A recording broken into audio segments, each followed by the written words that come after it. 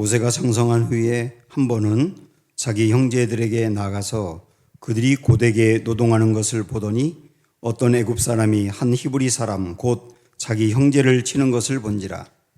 좌우를 살펴 사람이 없음을 보고 그 애굽 사람을 쳐 죽여 모래 속에 감추니라. 이튿날 다시 나가니 두 히브리 사람이 서로 싸우는지라. 그 잘못한 사람에게 이르되 내가 어찌하여 동포를 치느냐 하매 그가 이르되 누가 너를 우리를 다스리는 자와 재판관으로 삼았느냐? 내가 애굽 사람을 죽인 것처럼 나도 죽이려느냐? 모세가 두려워하여 이르되 일이 탈로 되었도다. 같이요. 바로가 이 일을 듣고 모세를 죽이고자 하여 찾는지라. 모세가 바로의 낯을 피하여 미디안 땅에 머물며 하루는 우물 곁에 앉았더라. 아멘. 네, 서로 둘러보시면서 인사할까요? 사랑합니다, 축복합니다 하고 인사합니다. 네, 우리 현장에 와서 더 예배를 좀 많이 들으셔야 되겠어요. 지금 이 자리가 텅 비어 있거든요. 우리 권사님들 금요일날 저녁에 드라마 보지 마시고 교회 오셔서 예배 드리시고 이 시간에도 우리 예배 온라인으로라도 집중하시길 바랍니다. 잘 될 것 같은데 안 되는 이유, 이렇게 제목을 적었습니다. 세상의 일도 잘 될 것 같은데 안 되는 일이 있죠. 내가 준비를 충분히 했고 정말 열심을 다했고 그렇다고 해서 다 잘 되는 게 아니거든요. 안 되는 게 있어요. 안 되는 데는 안 되는 이유가 있는 겁니다. 하나님의 일도 마찬가지인데요. 노력도 했고 정성도 다했고 준비도 다했고 그런데 실패하는 경우가 있어요. 그런 경우도 안 되는 이유가 있는 겁니다. 안 되는 이유가 있을 때는 더 열심을 낼 게 아니라 안 되는 이유를 알아야 되고 그것이 무엇인지를 알아야 안 되던 것이 잘 될 수 있는 것이죠. 오늘 그런 일들을 우리 모세 이야기를 통해서 보려고 합니다. 지난주에 본 것처럼 모세의 어머니가 모세를 갈대 상자에 담아서 나일강에 띄웠습니다. 바로의 공주가 마치 그 갈대 상자를 발견해서 그 아이가 히브리 아이인 것을 알면서도 이 아이를 키웠습니다. 그리고 대략 5살쯤 되었을 것으로 예상하는 그때에 왕궁으로 이 아이를 데려가서 이제 아들로 키운 거예요. 그리고 시간이 쭉 흘러서 이제 11절에 보면 모세가 장성했다 이렇게 나오죠. 장성했다 이렇게 장성했다고만 나오는데 여러분 이제 여기다 책갈피를 해두시고 사도행전 7장으로 한번 가보시죠. 오늘 사도행전 7장과 출애굽기 2장을 왔다 갔다 하면서 이렇게 같이 보려고 합니다. 사도행전 7장은 스데반이 설교한 내용인데 특별히 오늘 우리가 보려고 하는 부분은 모세와 관련되어 있는 이야기를 좀 상세하게 설교하고 있는데요. 출애굽기 2장에 있는 그 스토리를 사도행전 7장과 이렇게 연동해서 보면 충분히 이해할 수가 있어요. 자, 그래서 오늘 출애굽기 2장에서는 모세가 장성했다 이렇게 나와 있는데 23절 사도행전 7장 23절에 보면 나이가 40이 되매 이렇게 나와 있거든요. 그러니까 지금 장성했다고 한 나이가 40살이 된 때를 말하는 겁니다. 굉장히 팔팔하게 나이를 먹어서 뭐든지 할 수 있는 그런 때가 되었는데, 자, 이때 이 40살이 되었을 때 모세는 어느 정도 준비가 잘 되어 있었느냐면 거기 한번 22절을 보실까요? 하나 위에 보면 모세가 애굽 사람의 모든 지혜를 배워 그의 말과 하는 일들이 능하더라 그랬습니다. 그 애굽 사람들의 모든 지혜를 배웠다 그랬는데 애굽은 이때 당시에 굉장히 큰 나라였고 문화를 선도하는 나라였습니다. 학문도 마찬가지. 그래서 정치학이라든지 경제, 수학, 수사학, 여러 가지 다양한 교양, 리더십 등등 필요한 것들을 두루두루 왕궁에서 분명히 배웠을 거예요. 그리고 말에도 능하다고 얘기를 여기 말씀하고 있지 않습니까? 나중에 모세가 하나님이 모세를 이제 이스라엘 백성들을 건져내라고 보낼 때 막 핑계를 대면서 하나님 저 못 갑니다. 그러다가 핑계를 냈던 것 중에 하나가 뭐냐면 저 말을 못합니다 그랬잖아요. 거짓말했던 거예요. 오늘 이 말씀을 보면 말에 능하다고 되어 있습니다. 굉장히 말을 잘하는 사람이었거든요. 여러 가지 이렇게 본다면 그는 준비가 대단히 잘 되어 있는 사람이었다는 뜻입니다. 뭔가 하나님의 일을 하기에 준비가 되어 있는 사람이었다고요. 우리가 주님의 일을 하는 데 있어서도 준비가 굉장히 필요합니다. 여러 가지 많이 공부를 하는 거 이런 거 공부하는 거 무슨 소용이 있느냐 그런 것도 문제고 물론 공부하면 다 된다 그것도 문제지만 하나님은 우리가 공부하고 익혔던 것들을 하나님의 일을 위해서 언젠가는 결국 쓰시거든요.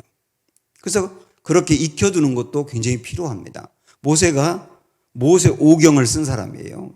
창세기, 출애굽기, 레위기, 민수기, 신명기 이 기가 막힌 성경에 나와 있는 5권을 모세가 집필을 한 겁니다. 하나님이 그에게 계시를 주어서 그것을 보면 모세가 얼마나 학문적으로 뛰어난 사람이었는지도 알 수 있거든요. 바울 같은 경우는 여러 가지 많은 것들을 공부하고 준비하고 헬라어에도 능했고 그러다 보니까 바울 서신 13권을 썼는데 바울 서신 13권에서 기독교 신앙의 교리의 중요한 부분들을 구축합니다. 그것도 바울이 준비가 되어 있는 부분을 하나님 활용하신 거거든요. 칼빈이라든지 루터라든지 종교개혁을 이루었던 분들은 두 분 다 법을 전공한 분이에요. 법을 전공하다 보니까 개신교의 새로운 신학의 그 토대를 아주 체계 있게 정리할 수 있었어요. 이런 것들도 그들이 공부하고 배우고 익힌 것을 하나님이 잘 쓰신 겁니다. 이렇게 모세는 하나님의 일을 하기에 준비가 되어 있는 사람이었다. 일단 그렇게 볼 수 있습니다. 자, 또 하나 그는 하나님의 일을 하고자 하는 동기도 좋았어요. 그가 나이가 40살이 되었을 때 이 들에 나가서 이스라엘 백성들을 보게 된 겁니다. 이때 당시 이스라엘 백성들은 노예였고요. 여기 우리가 앞에서 봤던 말씀에 보면 그들은 노동을 하고 있었다 그랬어요. 고되게 노동을 하고 있었습니다. 자기의 민족이 고된 노동에 시달리는 것을 보면서 마음에 너무 안타까웠고요. 게다가 히브리 사람이 애굽 사람한테 맞는 것을 본 겁니다. 아마 이 일을 시키는 사람이 자기의 민족인 히브리 사람을 때린 것을 본 것이죠. 그때는 마음이 아픈 정도가 아니라 너무 격하게 분노해서 그 의분을 참을 수가 없었던 거예요. 그래서 이젠 안 되겠다. 내가 왕궁에서 편안하게 왕자로서 누릴 거 다 누리면서 한평생 그렇게 사는 것은 편안할 수 있을지 몰라도 나는 이건 바른 길이 아니라고 봐 하면서 분연히 떨치고 일어나서 이제 나는 히브리서 11장에 있는 말씀처럼 잠시의 낙을 누리는 걸 포기하고 고난의 길을 선택하겠어. 그러면서 민족을 구원하고자 하는 길로 결정한 거예요. 이것을 맥스웰 목사님은 안전지대를 떠나서 믿음의 지대로 갔다 이렇게 표현을 했거든요. 편안한 안전한 지대를 벗어버리고 이제는 정말 하나님의 도움이 없이는 안 되고 여러 가지 거칠고 고난이 있지만 그러나 하나님이 원하는 그 길로 갔다라고 표현을 하고 있습니다.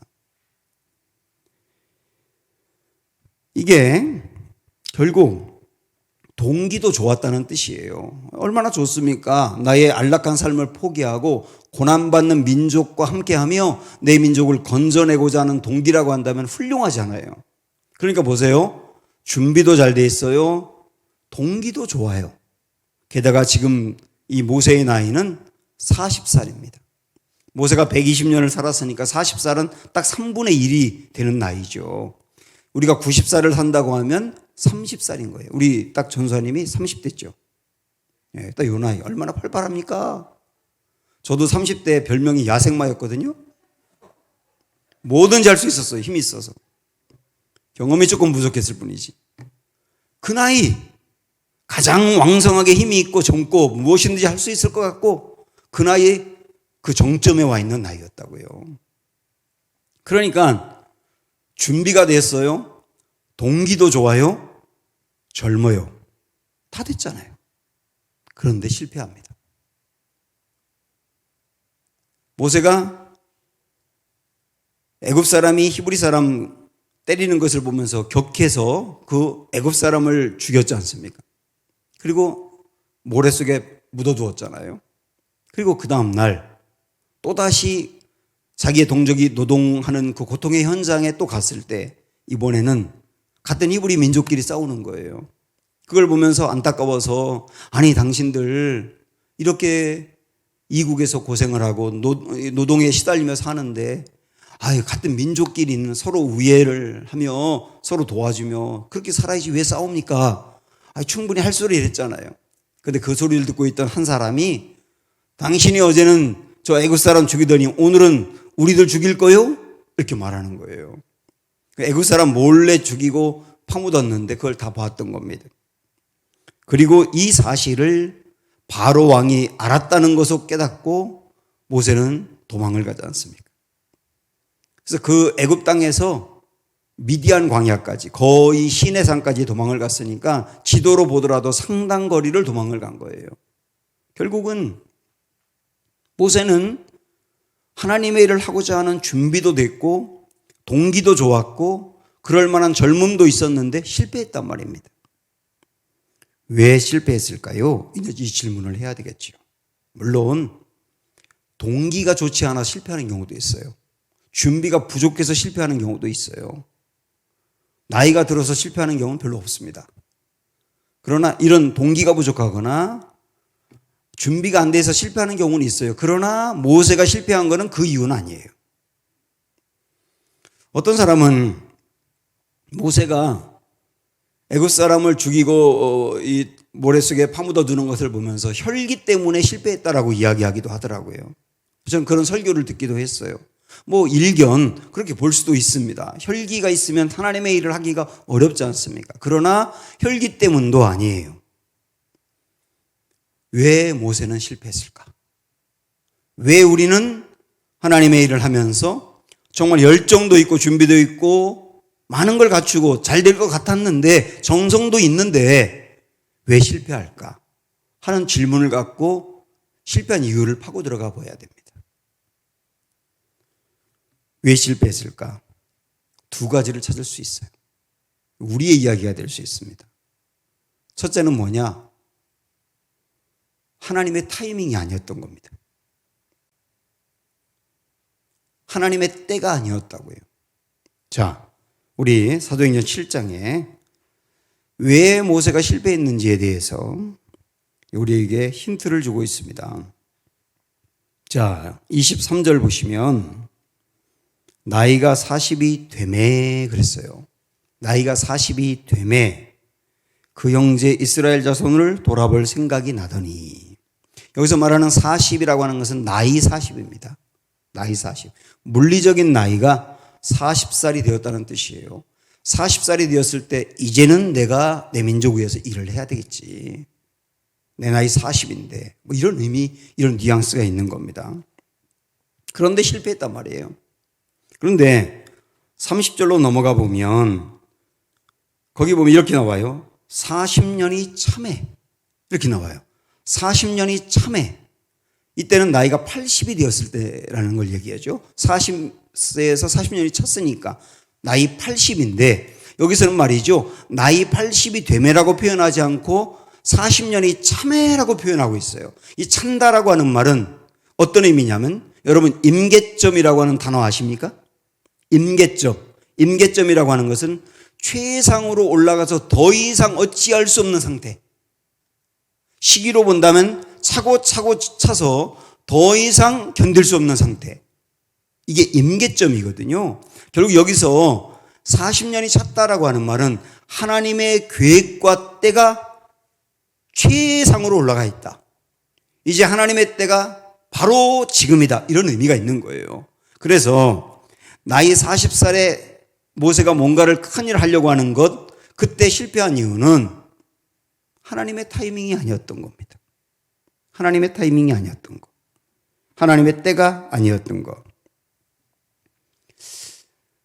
우리가 기도를 할 때 기도를 하는데 왜 응답이 안 되는가? 이 굉장히 중요한 문제지 않습니까? 늘 우리의 고민이기도 하고요. 근데 저를 포함해서 거의 대부분 많은 분들이 어떻게 생각을 하느냐면 그 기도의 내용이 잘못된 게 아니고 뭐 기도의 동기가 그렇게 나쁜 것도 아니고, 그런 기도 충분히 할 수 있고 또 해야 하는 기도인데 응답이 안 될 때 많은 이들이 정성이 부족하다고 생각을 해요. 정성이 부족하다. 그래서 뭔가 더 간절해야 된다고 생각을 합니다. 금식 기도를 한다든지, 뭔가 작정 기도를 한다든지, 뭐 이런 방법으로 더 간절한 마음을 표현해야 응답이 된다고 생각을 합니다. 그게 완전히 틀렸다고 할 수는 없지만, 그러나 기도에 있어서 응답이 안 되는 가장 중요한 이유는 정성의 부족이 아니라 하나님의 때가 아닌 거예요. 이걸 볼 수 있어야 되는 거예요. 하나님의 때가 아닌 거예요. 하나님의 때가 아니기 때문에 정성을 다해서 기도해도 응답이 안 되는 겁니다. 그러나 기도를 하는 것은 그냥 그 기도가 하나님의 때가 아니기 때문에 수포로 돌아가는 것이 아니고, 기도를 하는 것은 하나님이 반드시 기억하시고 하나님의 때가 되었을 때 그 기도를 이루시는 거예요. 그래서 계속 기도를 해야 되는 거예요. 그 때를, 그러면 우리는 고민이 뭐냐면, 그 때가 언젠가요? 라고 하는 것이죠. 몰라요. 그 때가 이때라고 목사가 늘 얘기해 줄 수 있느냐? 아니죠. 여러분이 저한테 찾아와가지고, 목사님 이런 문제를 놓고 기도하는데 어느 때 이루어질까요? 2024년 1월. 제가 이렇게 얘기할 수 있다면 얼마나 좋겠어요. 그러면 금방 부응하겠죠. 근데 그럴 수 있는 게 아니잖아요. 하나님의 때는 모른단 말이에요.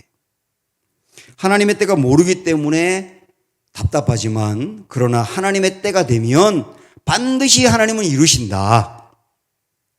이건 분명하기 때문에 우리는 하나님의 때가 모르니까 계속 기도를 하는 거예요. 그러다가 하나님의 때가 되면 반드시 우리 기도를 기억하신 하나님은 그때에 이루신다는 거예요.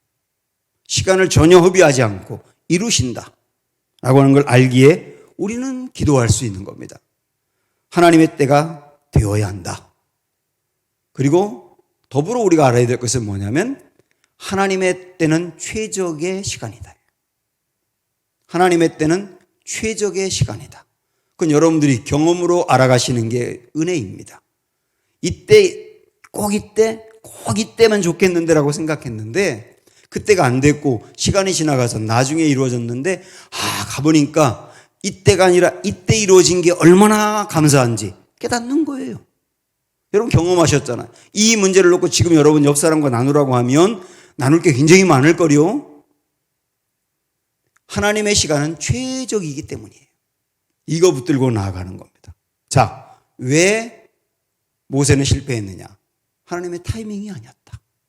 두 번째, 하나님의 타이밍과 함께 하나님의 방법이 아니었던 겁니다. 모세가 이런 식으로 내가 내 민족 건져낼 거야. 자기의 계획이 있었고요. 자기의 방법이 있었는데 그 계획과 방법이 하나님의 방법과 달랐던 거예요. 자, 다시 사도행전 7장 2번에 25절 한번 보실까요? 잘 보십시오. 25절. 모세는 그의 형제들이 하나님께서 자기의 손을 통하여 구원해 주시는 것을 깨달으리라고 생각하였으나 그들이 깨닫지 못하였더라. 이게 무슨 말입니까? 내가 나이 40이 되었을 때 내 민족을 위해서 결단하고 내 민족에게 내 뜻을 알리고 그리고 나를 따르라 하면 히브리 민족이 모세의 그 뜻을 알고 깨닫고 따라오리라고 생각했으나 그러지 않았다는 거예요. 이걸 다르게 말한다면 모세는 이런 방법으로 하면 분명히 내 민족이 나를 따라와서 뭔가 이루어질 거라고 생각했으나 그러나 그 방법대로 되지 않았다. 이런 말이지 않습니까?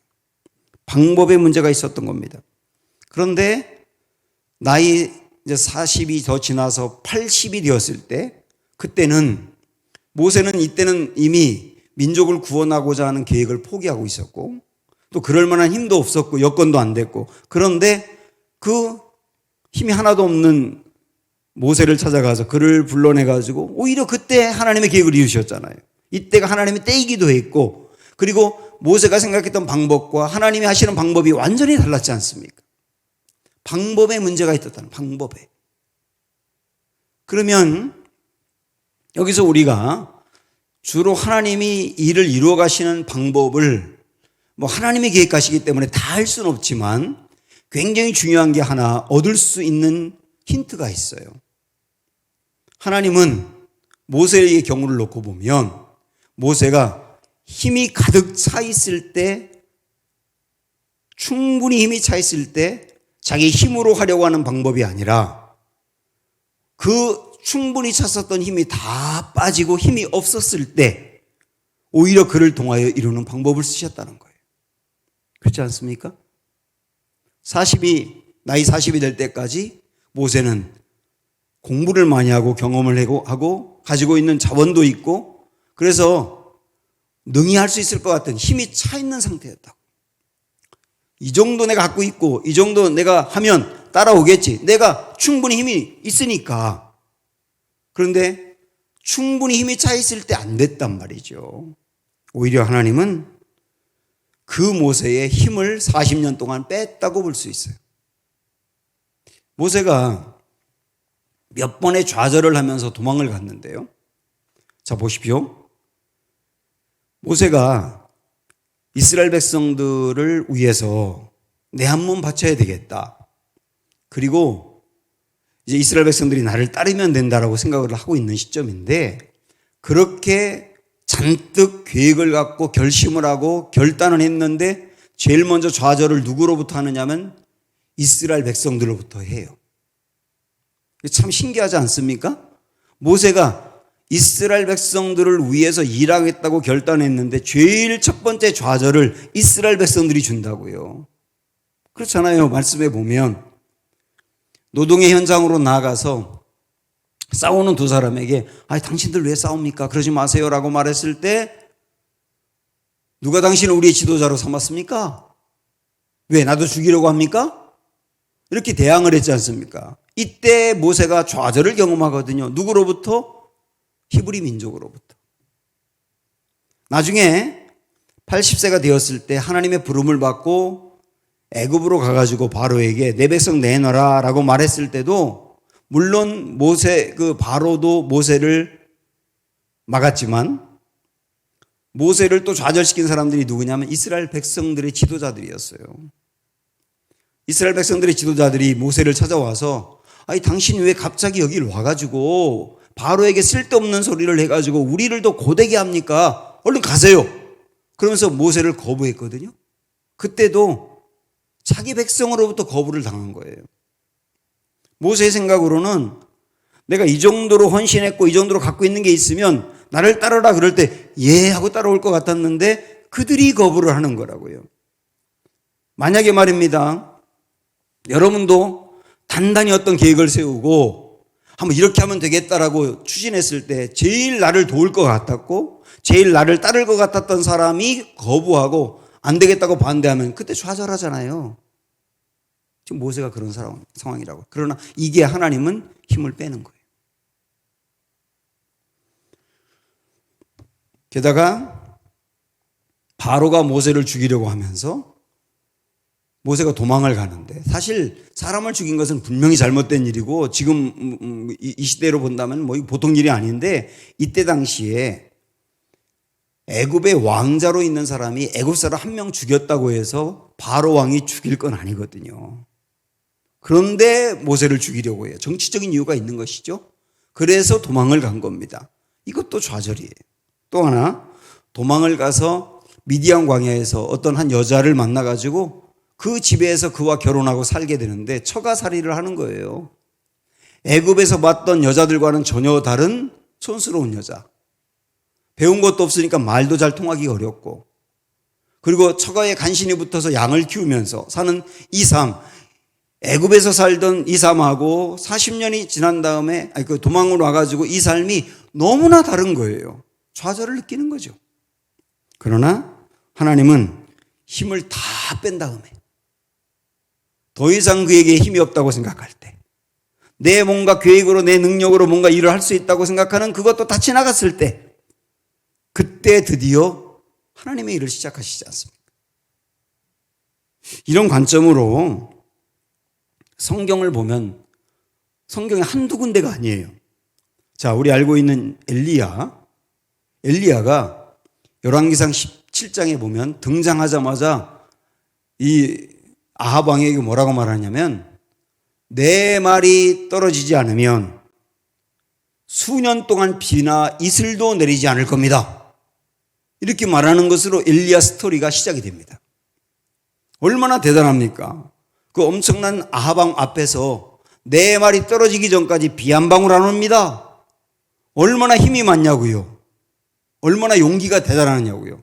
그 모습으로 하나님이 쓰면 뭔가 더 잘할 것 같은데 웬걸 그 엘리야를 그리 시냇가로 보내서 먹을 것도 없는 그 상황에서 까마귀가 물어다 주는 것으로 간신히 연명하고 그 다음에 과부의 집에 가가지고 과부의 집에 붙어 살면서 그 집에 있는 양식을 축내면서 거기서 살고 엄청나게 기백이 있고 용기가 있고 힘이 있던 그 엘리야의 힘을 다 빼는 거예요. 다 빼. 그리고 힘이 없다고 생각할 그때 드디어 하나님의 일을 시작하시잖아요. 우리 예수님 구원자로 이 땅에 오셨는데 사람들이 예수님에게 계속 예수님을 부추긴 게 뭔지 아십니까? 예수님, 당신의 힘을 사용해서 우리를 구원하세요 했어요. 당신 힘이 있잖아요. 제자들은 끊임없이 예수님에게 언제 예루살렘으로 올라갑니까? 언제 올라가서 임금이 되십니까? 그때 유대인들은 계속 예수님에게 빨리 예수님의 일을 하라고 임금이 되어달라고 막 부추겼잖아요. 그리고 예루살렘으로 올라가니까 드디어 진짜 임금이 된다고 생각해서 호산나 다윗의 자손이여 그렇게 외쳤지 않습니까? 예수님의 동생들도 예수님을 찾아와서 왜 이 갈릴리 시골에서 이러고 있냐고, 뜻을 이루려면 예루살렘으로 가야 되지 않냐고 계속 예수님 주변에 있는 사람들이 끊임없이 하나같이 부추긴 게 뭐냐면 힘을 쓰세요. 당신 힘이 있잖아요. 힘 쓰세요. 근데 우리 예수님은 어떤 방법으로 구원을 이루셨나요? 힘을 쓰는 게 아니라 완전히 힘을 뺀 모습으로 구원을 이루셨잖아요. 그게 십자가지 않습니까? 십자가에서 하나의 힘도 없는 분처럼 조롱당하고 모욕당하고 매맞고 고문당하고 피 흘리고 처절하게 그러다가 돌아가셨지 않습니까? 힘이 완전히 빠진 모습으로 돌아가셨는데 그 힘이 빠진 모습으로 우리를 구원하신 거잖아요. 여러분, 제가 계속 반복적으로 다른 스토리로 나열하는 것은 하나님이 어떤 방법으로 일하시는지를 우리가 이 말씀들을 통하여 알아야 되는 겁니다. 하나만 더 말씀드리면, 지난 화요일 날 우리 조은희 전사님이 새벽 기도할 때 전한 말씀이 참 저에게 은혜가 됐어요. 노아 이야기를 요즘 우리가 보고 있는데 방주에 노아와 그의 가족들이 들어가 있고 홍수가 나서 물이 막 계속 내리고 물이 창일에 있는 그런 순간 방주 안에 노아의 가족이 있는 겁니다.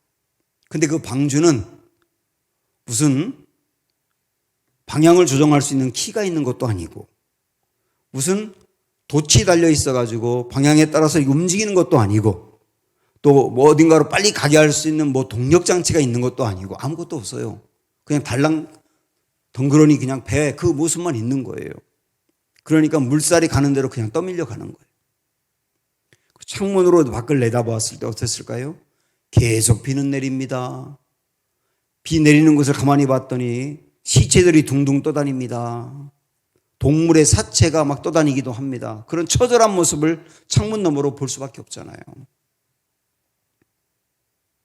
그 상황에서 노아와 그의 가족들이 할 수 있는 것은 아무것도 없는 거예요. 아무것도. 그냥 방주 안에서 힘을 다 빼고 그냥 주님에게 맡기는 것뿐. 할 수 있는 게 아무것도 없어요. 맡기는 것뿐. 배가 가는 대로 그냥 가는 거예요. 하나님이 어떻게 해주지 않으면 안 되는 상황이에요. 힘쓸 게 아무것도 없다고요. 그런데 노아라고 하는 사람의 이름의 뜻이 안식이라는 뜻인데 정말로 힘을 다 빼고 하나님께 모든 걸 맡겼을 때 드디어 진짜 노아가 된다. 안식이 된다. 얼마나 은혜가 됩니까? 이 모든 말씀들은 전부 다 내 힘이 다 빠졌을 때 이 방법대로 하면 될 거야. 내가 갖고 있고 내가 경험하고 내가 했던 이런 방법대로 하면 될 거야 하는 것마저도 다 빠질 때 그때 역사한다. 하나님은 힘을 일부러 빼시고 우리를 쓰기도 하고, 힘이 있을 때는 힘이 있는데 힘이 있지만 힘을 쓰지 않는 그때 쓰기도 하세요. 우리 예수님이 마귀로부터 시험을 받을 때 돌을 떡으로 만들어라, 그런 시험을 받으셨어요. 이게 시험입니까? 우리에게는 시험이 아니에요. 우리는 돌을 떡으로 만들 수가 없잖아요. 근데 예수님에게는 시험인 거예요. 왜? 할 수 있으니까. 할 수 있으니까 시험인 거예요, 그게. 얼마든지 할 수 있잖아요. 근데 우리 예수님은 할 수 있는 힘이 있는데 안 하시잖아요. 그게 어려운 거예요. 그래서 우리 인생에 큰 위기와 고난을 만났을 때보다, 역경보다 훨씬 더 사실 신앙을 잘 지켜야 될 때가 순경 때입니다.